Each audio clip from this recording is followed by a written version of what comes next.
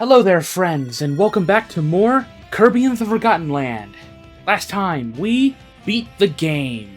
We saved 2 worlds, the Forgotten Land and Kirby's home of Planet Popstar. So, after beating the game, and we open up Waddle Dee Town, there are some new things for us. First things first is Gotcha Machine Volume 4 is now available.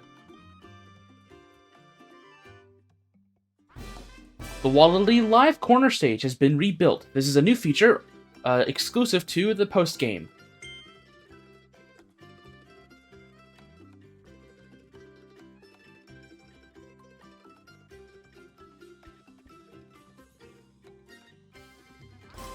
You can now enter the Ultimate Cup in the Coliseum. This is the second tier difficulty of the Coliseum Cups. Similar to the first cup with Meta Knight, just talk to the Waddle Dee behind the booth and you'll be let in.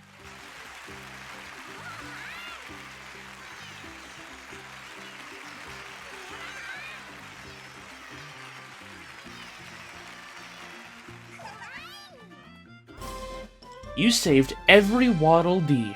Thank you, Kirby. As a show of appreciation, special statues are now in the town plaza. Yes! For saving all 300 Waddle Dees, you get these nice 2 statues of Kirby and Elfilis. Want to increase the power of a copy ability? Good news. Copy abilities can now be powered up at Waddle Dee's weapon shop.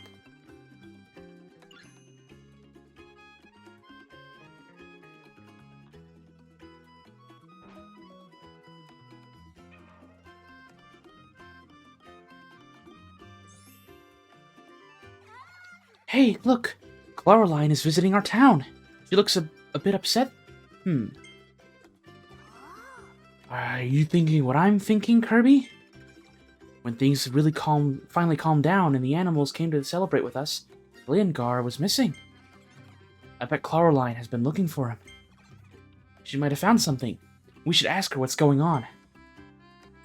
Yeah, so a lot's happened between the conclusion of this game and the beginning of post-game. The post-game of Kirby and the Forgotten Land does canonically take place right after the 2 planets try to collide with one another at the very end of the previous episode. Somehow, Elfilis is back. Sorry, not Elfilis. Somehow, Elfilin is back after all of those events, even though he seemed to have used up all of his power to stop the merging of the worlds. And we're able to kind of come back to the Forgotten Land and see what's up. I just want to go ahead and preface right now, we will not be tackling what Coraline has for us today. We're going to be looking at everything that we have unfinished business for. That be it treasure roads, mini games, copy abilities, present codes. There's a lot here. So, first things first, let's go ahead and get started by...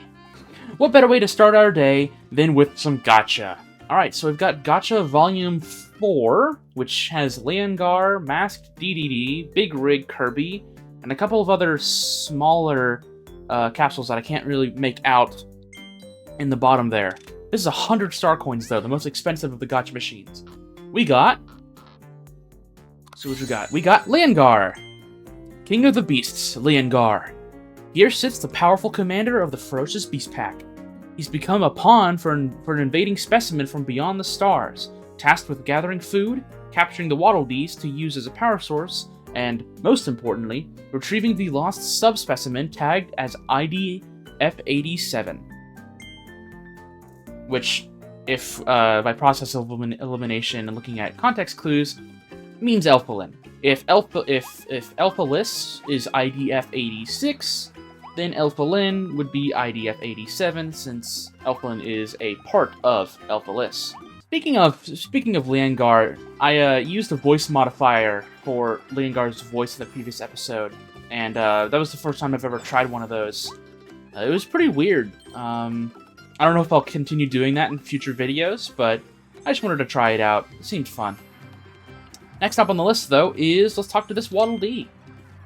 King Dedede seems to be recovering his strength. Hiya, Kirby. Been a while, hasn't it? I didn't get to say it before, so thanks for saving King Dedede. Speaking of, he seems to really like this town. He's been resting to help himself heal. Actually, we have something to give you. It's a blueprint from King Dedede. A gift from the king. What an honor. We've got the Masked Hammer blueprints from King Dedede. That was a funny face he was making right there. I like to think that these 3 Waddle Dees right here were the final 3 Waddle Dees that we saved back in the boss stage of the Forbidden Lands. I think that's really cute. And the Waddle Dee that we just finished talking to was the one that Dedede saved at the last minute. I don't know, I think that's really cute. Next up on the list is this band right here.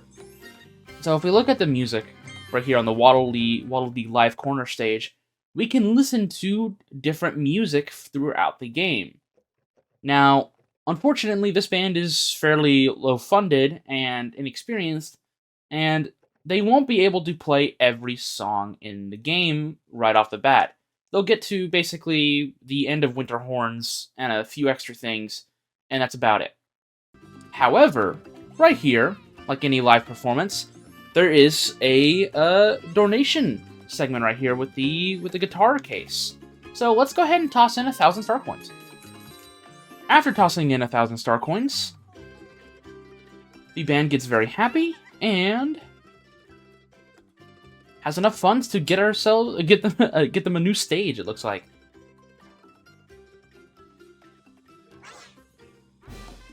You've tossed star coins into the guitar case. Now the band can perform on a nicer stage and play new songs. So as obviously the description just read, we can play new songs that go up to the end of the game. Right here, you know. The Welcome to New World full version was the ending song we heard during the credits. And Two Planets Approach the Roche Limit was the song that played during our Elfilis encounter. So one thing about this song that I find really interesting is that this song has the Roche Limit in the name.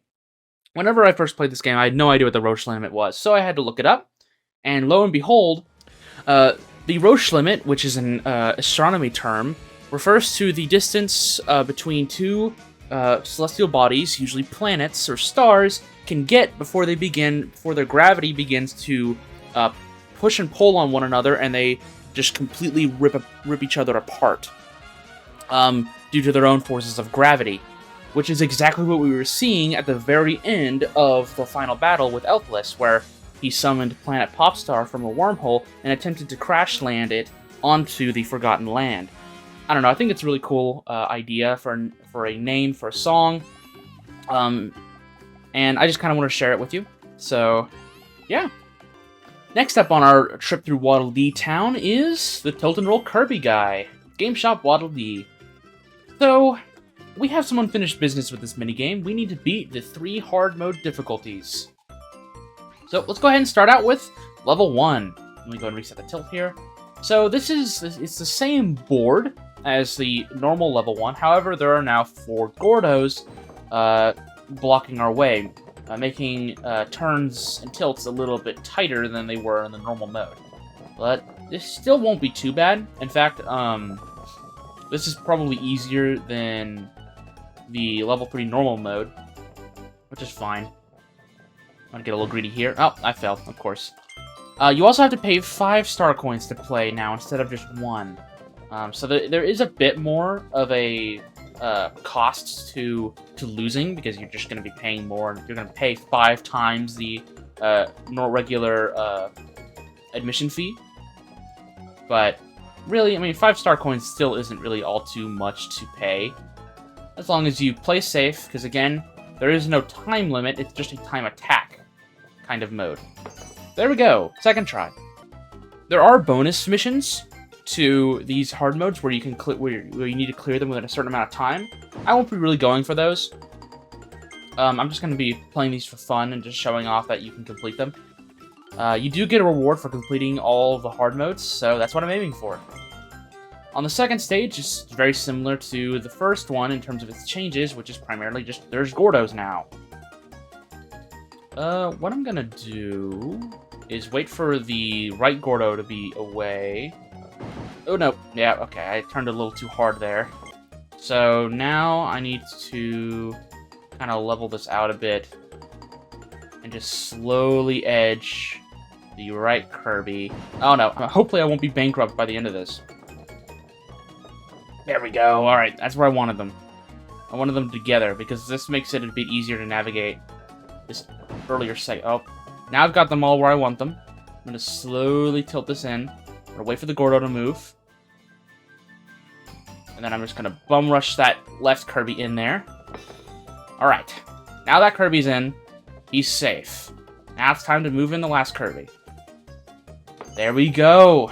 Second stage down. 43 seconds, which isn't the aim for 700 star coins, but, you know, I'll live.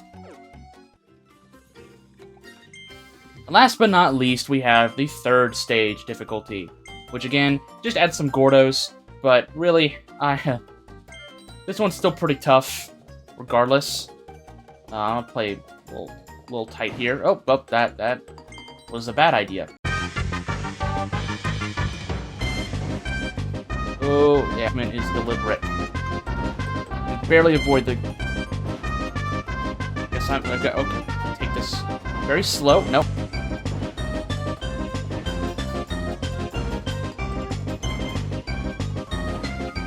Here, let's once again try to... Oh, okay, never mind. Hopefully this will work out. Oh, okay.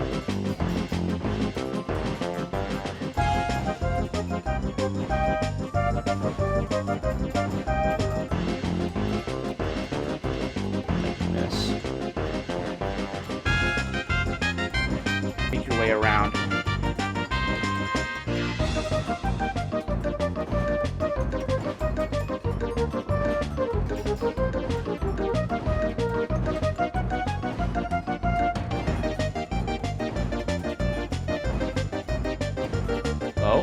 Oh. Go.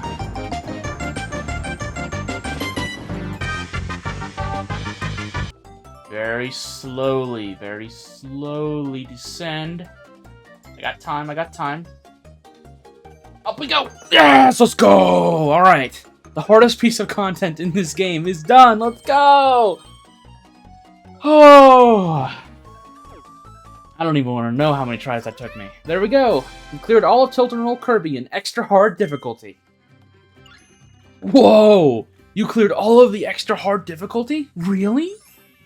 I guess that's not a huge surprise. Your adventures here must have seemed like a piece of, your adventures here must make this seem like a piece of cake. No, my guy, you are the hardest piece of content in the game. Trust me. Here, Kirby, you deserve another prize for clearing extra hard. Have some rare stones on me. For completing extra hard, we get 3 rare stones.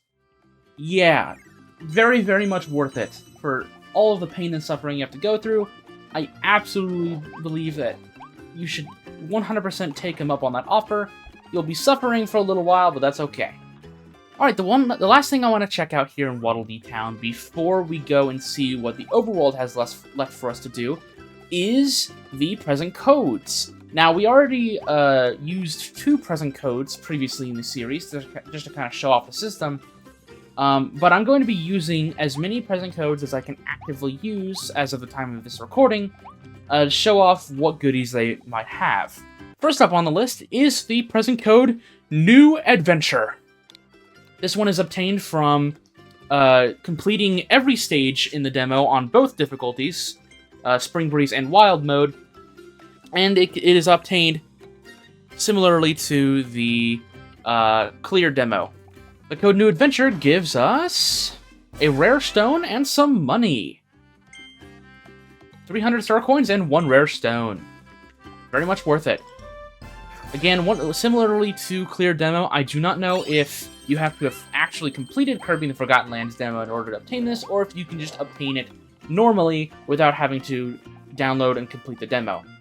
Next up on the present code list is Game News. This one was a present code that was shown off in the Kirby Nintendo Switch News channel on the Nintendo's News app on the Nintendo Switch. The present code Game News gives us a rare stone. So that's it for submittable present codes that aren't found inside of the game or aren't immediately unavailable to me as of the time of this recording. So let's go around and check out the remaining present codes found in Waddle Dee Town. First up on the list, if you go atop the cafe right here, an Elflin will have a text box for you. Huh? There's something written here. Kirby the Gourmet. Is this a hidden present code? Well, let's go check it out. The present code, Kirby the Gourmet, gives us a rare stone and a Kirby cake.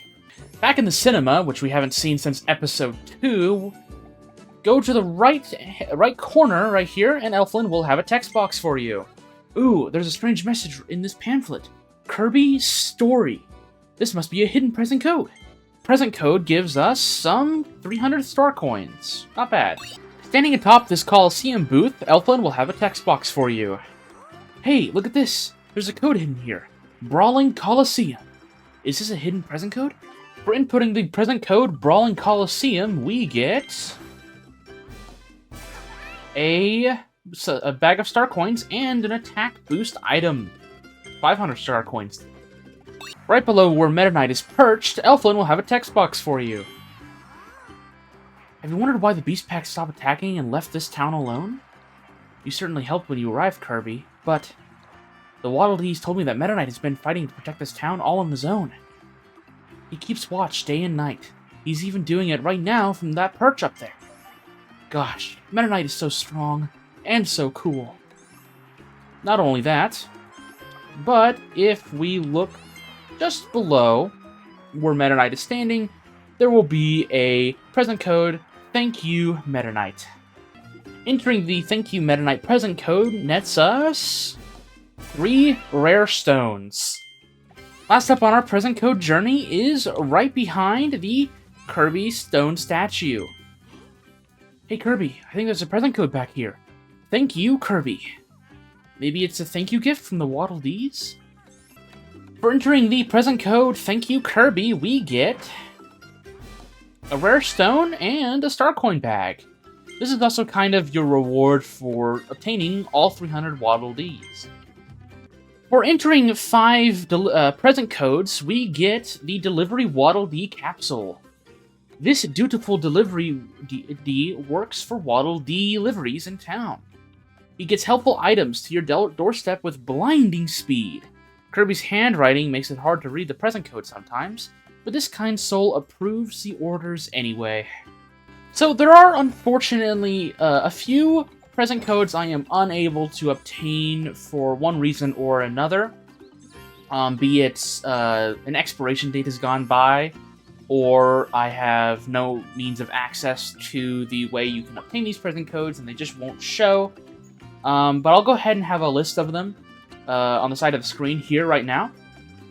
They are Mouthful Mode, which was a Nintendo of America tweet that I just can't seem to work for some reason. Kirby Microsite, which was a My Nintendo Kirby present code. Basically, you had to create a My Nintendo account and obtain this within a certain time period. I did not do that. Next up is Kirby News Desk, which was a code you could get for following the Kirby Nintendo Switch News channel, which has expired as of April of 2022. And lastly was Kirby GameStop Can, which was a present code given to you if you ordered Kirby in the Forgotten Land from GameStop in Canada, which I am not in Canada, so I do not have access to. So for right now, that's all I want to see here in Waddle Dee Town. We've completed every major mini-game. We've seen all 4 gacha machines. We still have to upgrade some things, but I'm going to save that for later. So let's go check out what's left on the world map. First things first, here in the Redgar Forbidden Lands, you can now just shoot up to Lab Discovera, which is at the peak of the volcano that Redgar is at the base of. So that's something you can do. If you want to replay the final level of the game, it's right here. Now, we do have some unfinished business when it comes to treasure roads, as I kind of just bum-rushed the end of the game here. So let's go ahead and tackle these final 2 treasure roads right here. First up is Storm Tornado. Whirl 'em away, Storm Tornado Trial.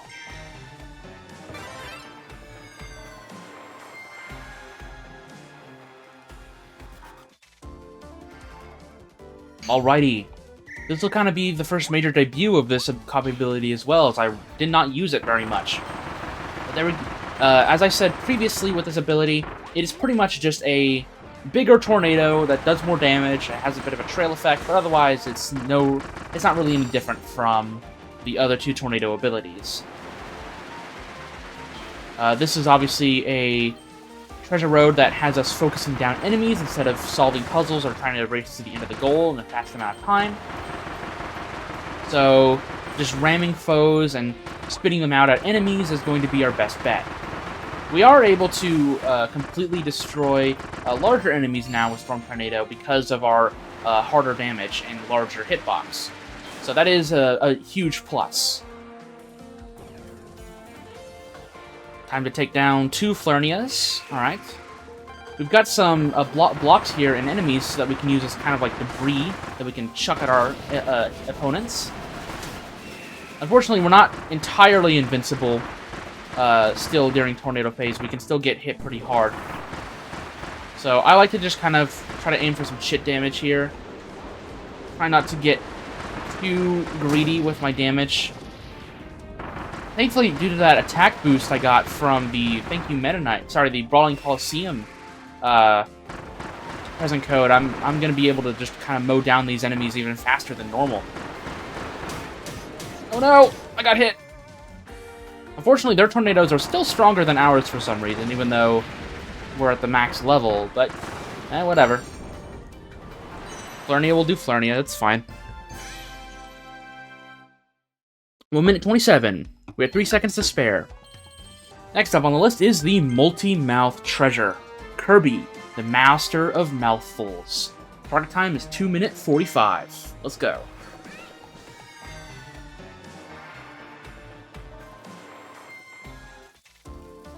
Alright, so the gimmick of this stage is that we're going to be constantly swapping between different mouthful modes to maneuver the stage. Starting with Cone Mouth. We've got something very similar to its most recent treasure road, where we have to use these pipes to kind of move safely across the stage, and hopefully not fall off like I just did there. We got this big Shotzo. Let's try to avoid him. Alright, there we go. Got this red Tortenga here. Not Tortenga, the Torturner. We've got a Boopa Horn. That's fine. We can't break that wall. We need the Vending Mouth, which is right there. There we go. We got 200 soda cans. We're fine. There we go. Alright, so we've got some baddies here. We're just going to kind of move forward here, take down the Snacker. And I'm going to turn around now and take down these guys. Now let's go get ourselves our Ring Mouth. Alright, off we go to the boat. I'm going to try and play fairly greedy here. I feel like I need to make up for lost time during that Cone Mouth section where I fell. Hit these fans. I have to run up, hit these fans so we can proceed with our boat. Or we can just do that and not need to worry about the boat. Oh no! Yeah, if you fall in the lava, you do lose your progress on where you were standing. So, I guess you should play a little safe, I guess? I mean, let's hit this pile of sand real quick. That gives us access to that water balloon fount. Right there, that pipe. So let's go grab that. Cool off some of the lava. Kind of go for a straight shot here. Break open these. Spit out all the water. Get Scissor Lift going. Wait for this ice to... There we go. Break that. Hit that button. Alright, wait for the Gordos to give me an opening. Shrink back down. Have to wait for this icicle to drop. Hit the Scarfies. Spit it out, and onto the portal we go. Now we have Car Mouth. Got some ice here, which makes driving a bit tougher, but that's okay. We're going to try and jump over as many enemies as we can so we can avoid slowing ourselves down. Oh no! Almost fell there. Jumping on ice is still something that you can do to kind of keep your own momentum and not lose your steering capabilities with this copy ability, so don't be afraid to do that. Go, go, go, go! Get some extra money here at the very end, and there's our rare stone. 2 minute 55. We need to do that in 2:45, so I will see you back whenever I get the target time.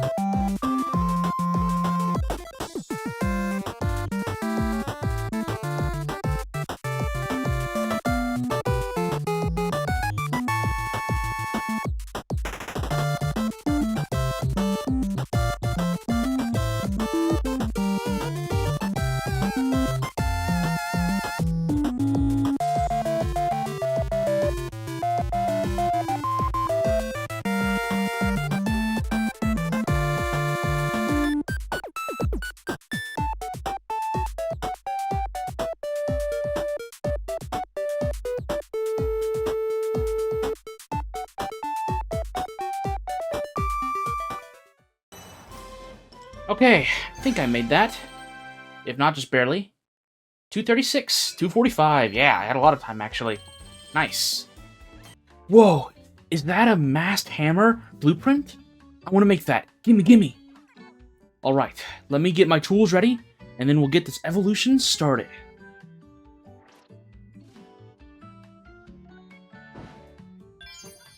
Thanks for waiting. The hammer ability can now be evolved into Masked Hammer. Guess what, Kirby? I found a way to make your copy abilities even more powerful. I just need a few rare stones to raise your attack power. I'm calling this process Ability Power Up. I'm ready to power up your abilities whenever you are. Pick a favorite and we'll try it out.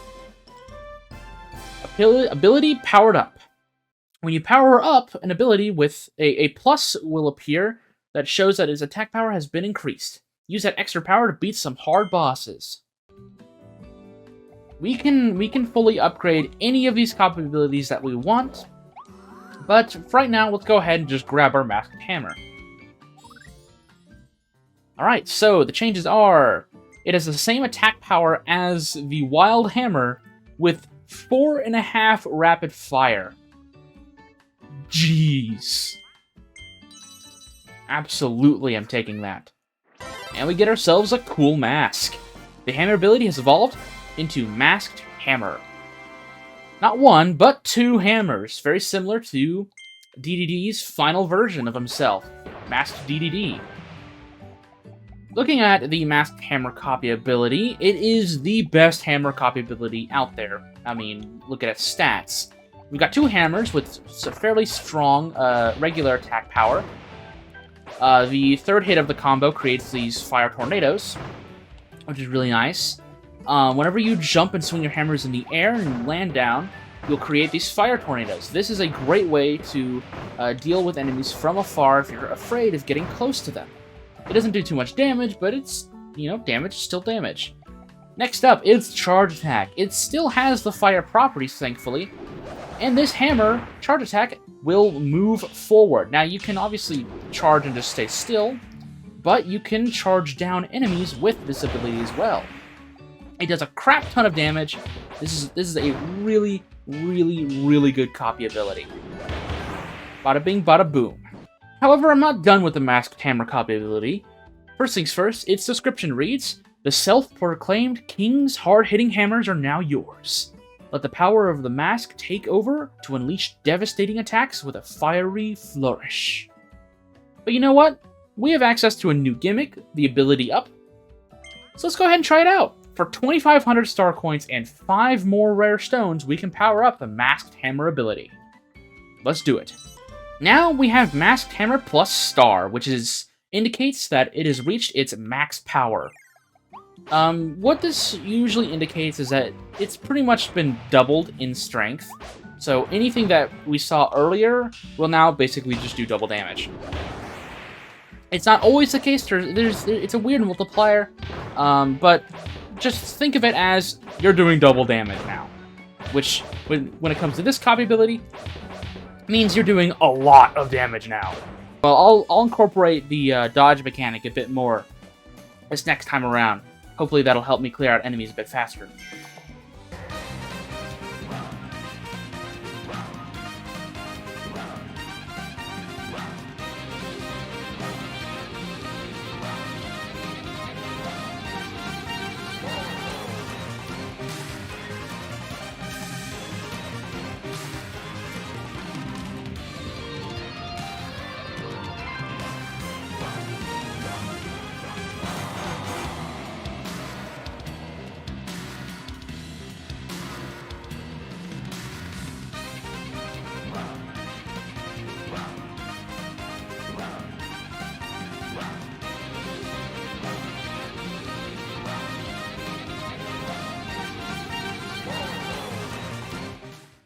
Alright, I definitely did that one on time. Took a few tries, but finally did it. 1 minute 29. Alright, last up on our trip through post-game of Kirby and Forgotten Land is the Colosseum. Welcome to the Colosseum! If you're here to enter a tournament, you came to the right spot.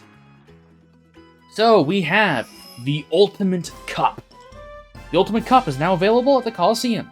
Challenging battles with ferocious bosses await you. So, we've got 12 battles instead of 6 battles this time, and if we look at the little preview here, that includes Masked DDD, Fecto Elfilis, Leongar, and Fecto Forgo. And on the top right, we can see our first time clear reward is a capsule. We get a reward of 1,500 star coins and 1 rare stone. Let's go ahead and go in. Okay, you're officially entered in the Ultimate Cup. It's about to get intense in there. I can't wait. Alrighty. We're going to go ahead and go in with the super buff Masked Hammer copy ability, just to kind of really show off what it can do.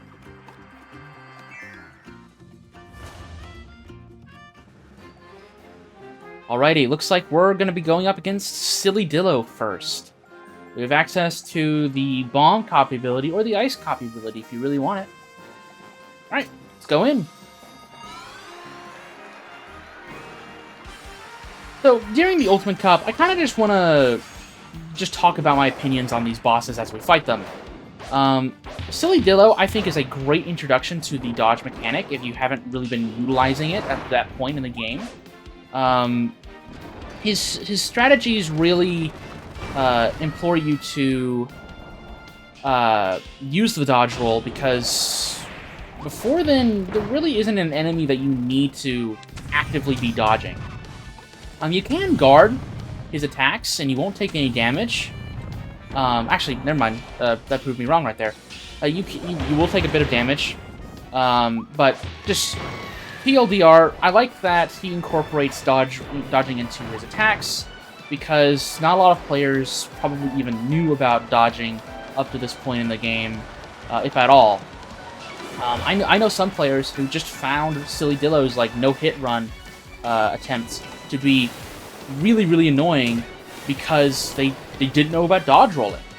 So they were stuck just kind of running away from him like this, and they would usually get clipped by his shell just barely right at the end of his attack. So it's a nice little learning curve, and you know, I'm all for it. Next up, we have some mini-bosses. We have, looks to be Gigant Edge and Farnia.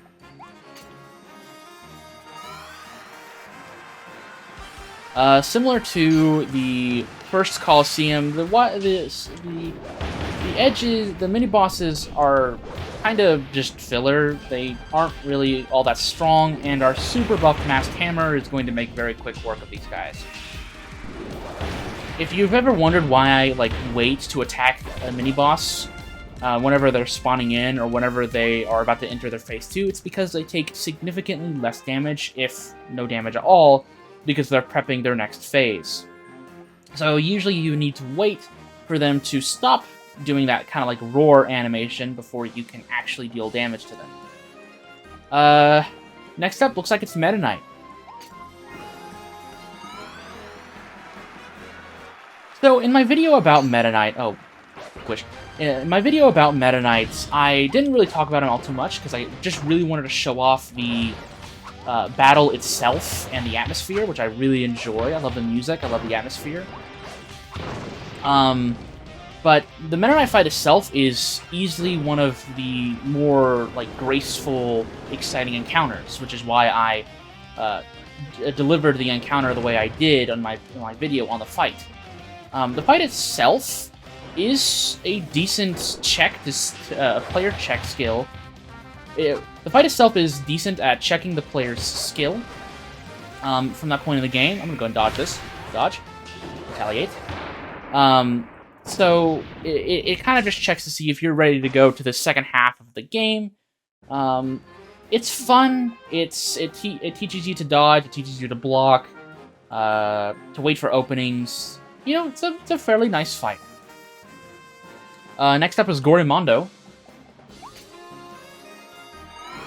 Gorimondo, I like to make fun of a lot because of his simplicity, but he's probably one of the best first bosses in the Kirby franchise because he's not just a pushover. He actually does have some devastating attacks, like his spin attack and his shockwaves. That might catch a new player off guard if they aren't prepared for it. Obviously, we're going to make very quick work of him here because of our superpowered copy ability. But in reality, I think this fight is a good introduction to Kirby and Forgotten Lands' 3D aspects of its combat, and I respect the boss. Next up is Claroline. Claroline, I've gone on record stating before that this fight just makes you feel really cool, because it's really the first time that you can take full advantage of the dodging to really lay into a boss, and as I just showed off right there. And it just has this sense of spectacle and flair that the previous two bosses didn't really have up to that point. So, my opinion on the fight is, again, it's a fairly easy fight, as most of these Kirby fights are, but it gives you a feeling of excitement. It gives you that rush. So I'm all for it. Next up, looks like we got regular DDD, as the Winter Horns DDD and the Redgar Forbidden Lands DDD are technically counted as two separate bosses. It still starts with the little buddies here, but we're going to immediately enter into Phase 2. Again, similar to Meta Knight, I didn't really get to talk about this fight all too much.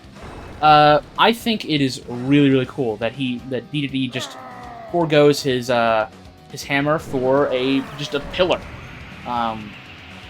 which is just really, really cool.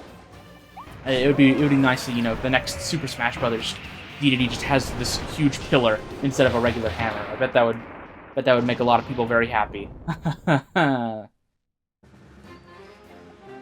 Next up is some more mini bosses. Looks like it's going to be Bonkers and Frosty.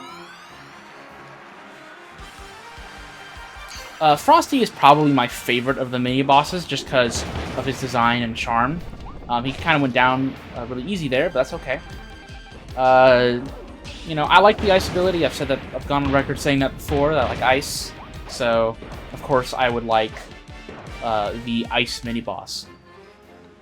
Not much else to say, though. Okay, we've got Tropical Woods, the bog standard stationary tree boss of the Kirby series. Tropic Woods is decent. I wouldn't say he's the best of this category of stationary trees, but he's definitely up there. The 3D environment definitely helps these tree bosses out in terms of their attack patterns.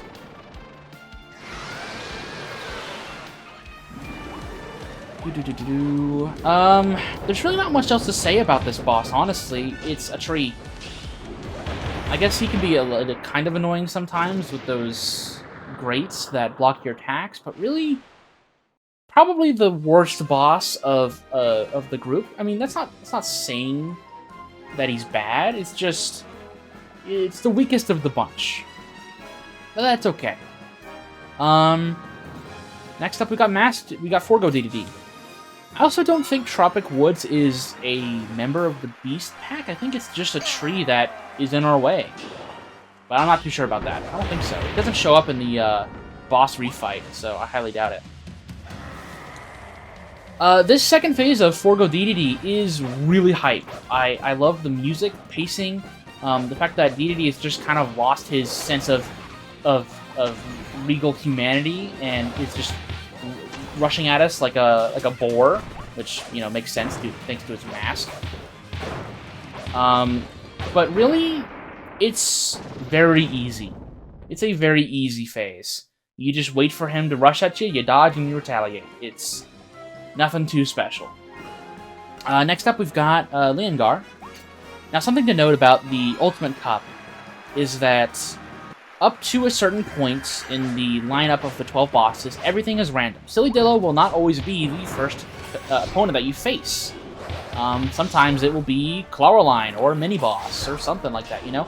But the later segments right here with Leongar and onward are already set in stone. You're not going to fight Leongar first whenever you do this cup. He will always be one of the later fights.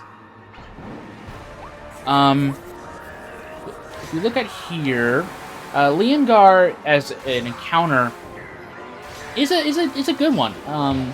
I think it's probably the hardest of the Beast Pack fights, especially since he kind of incorporates systems from every member of the Beast Pack, which I stated, is fairly accurate because he is the king of the Beast Pack. I don't know, I like the fight. It's very simple, but, still keeps you on your toes. For getting this far, we get some star coins. I'm going to go ahead and eat a Maxim Tomato real quick, because next we have Fecto Forgo. Now, I'm going to be doing this fight with a melee weapon, which I said I don't envy anyone who does. So, let's see how well it goes. He's going to be kind of rushing at us. I'm just going to try to run along with him. Obviously, this charge attack is going to do a crap ton of damage because of our boost. So, I'm going to just slightly move forward every time I use it, and he'll go down pretty quickly. Obviously, if you're not using the super buffed masked hammer copy ability, this will be a bit harder for you, but I just really wanted to show off his copy ability and how strong this ability up really gives you. But last but not least is Fecto Elfilis, so let's go take him down. We even get the cutscene and all.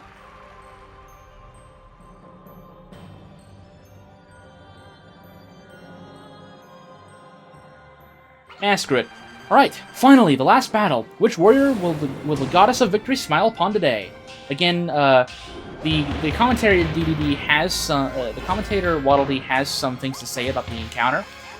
So if you are playing along, you actually can just read the bottom left corner, and you'll be able to see some commentary from the Waddle Dee throughout the fight. Some dialogue is also just unique to the Elfilis encounter as well. I won't be trying to look for it, but just know that it is there. When it comes to that big meteor attack, I mentioned earlier that you kind of just have to bait it out and dodge accordingly. Literally, what you need to do is just kind of stand on one side of the arena, wait for that big meteor to show up, and then just run to the other side. It's not too bad. For this one, there are 3 clones of Elfilis, and you need to find the real one before he heals. This little blue wave indicates how much he'll heal if it gets through it. Like that. He'll heal that much if you don't make it in time to get rid of his HP bar. Dodge. Charge attack. Oh, I dodged right back into the spear. There we go. He's going to do his swipe, which I'm just going to completely ignore. I'm not even going to try and dodge anymore. And there he goes. We do not have to do the whole big rig segment. Beating Elfilis is the end of the encounter. 5 minutes, 45 seconds, and 82 milliseconds. Wow, our beloved pink puffball is the last fighter standing. Kirby wins!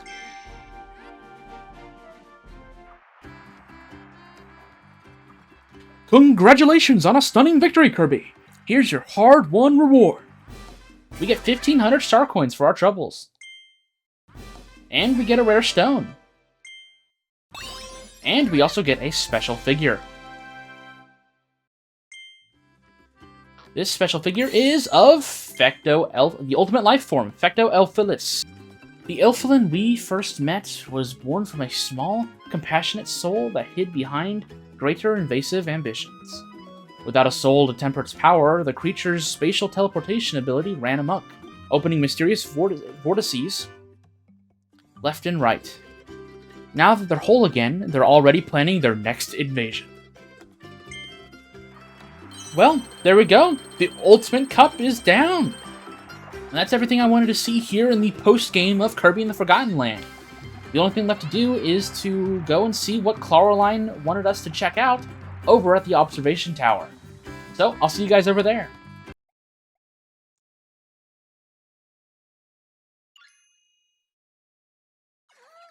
Is this another mysterious vortex? What? You sense Leongar somewhere in there?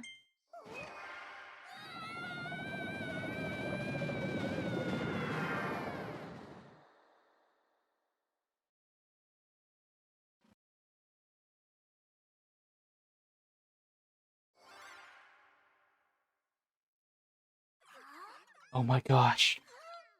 This feeling. This is exactly how it felt when I was absorbed by my other half, Fecto Elfilis. It's possible that, after that big battle, Leongar became trapped in this strange place. Come on, Kirby. We have to check it out.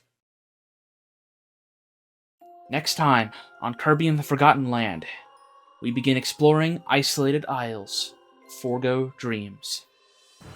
Starting with Forgo Plains. Our time here is not done yet. We still have one last world to conquer.